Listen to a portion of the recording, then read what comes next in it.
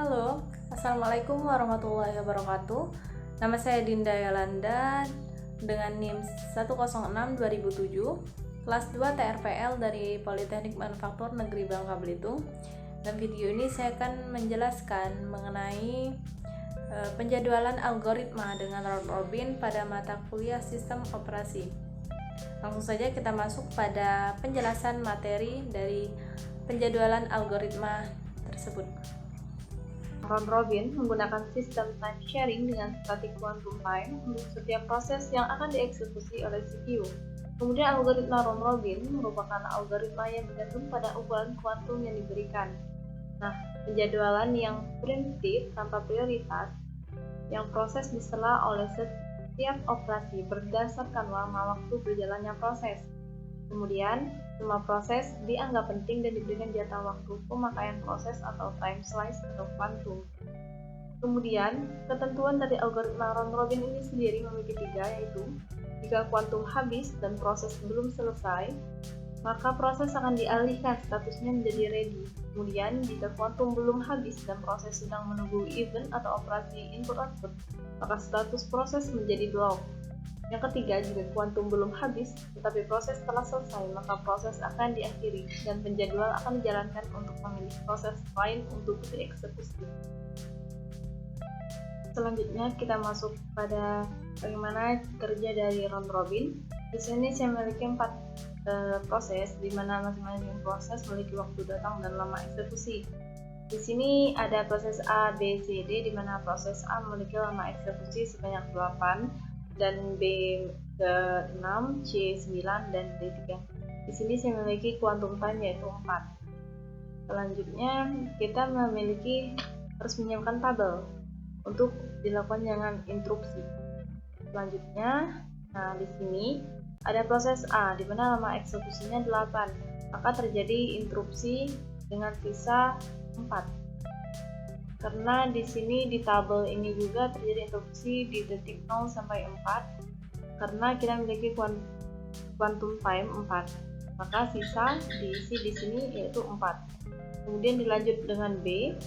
B di sini memiliki lama eksekusi sebanyak 6, dan maka terjadi interupsi di detik 4 sampai 8 dengan memiliki sisa 2, karena lama eksekusi lebih besar dibandingkan dengan quantum time.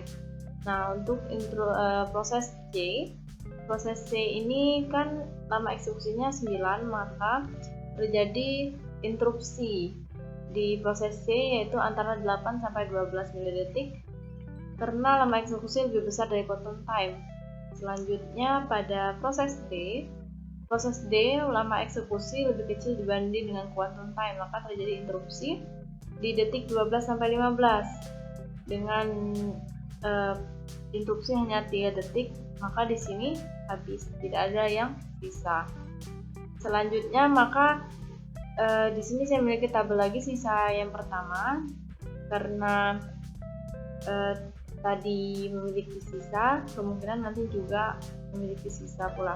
Nah, lanjut pada proses ke A kembali, di mana A ini tadi memiliki sisa eksekusinya yaitu 4, maka dilakukan perbandingan dengan quantum time, maka terjadi interupsi di detik 15 sampai 19 detik, maka sisanya habis di sini. Kemudian lanjut pada proses B, di mana proses B ini memiliki sisa 2, maka terjadi interupsi di detik 19 sampai 21 detik, maka di sini juga habis. Selanjutnya adalah proses C. Proses C ini memiliki sisa tadi 5 kan dibanding dengan quantum time yaitu 4, maka sisa eksekusi lebih besar dari quantum time, maka terjadi di detik atau di interupsi detik ke 21 sampai 25 detik dan memiliki sisa 1 milidetik. Kemudian D tadi sudah selesai, maka kita lanjut pada sisa eksekusi yang masih ada yaitu di proses C yang memiliki 1. Maka langsung saja proses D terjadi lagi pada interupsi detik dari 25 sampai 26 detik. Selanjutnya kita mencari waktu tunggu. Dimana mencari waktu tunggu itu yaitu rumusnya waktu selesai eksekusi dikurang waktu datang dan lamanya eksekusi. Dimana proses A memiliki waktu selesai eksekusinya tadi yaitu di detik 19 sesuai dengan tabel di sini A yang terakhir di detik 19, kemudian dikurang waktu datang dan lama eksekusi sesuai dengan tabel yang kita punya di awal tadi. Maka sini 11, begitupun dengan B, C, dan D yang masing-masing B ini memiliki waktu selesai eksekusi 21, C di 26, dan D di 15. Dan ini sesuai dengan tabel, maka hasilnya adalah 11, 14, 15, dan 9.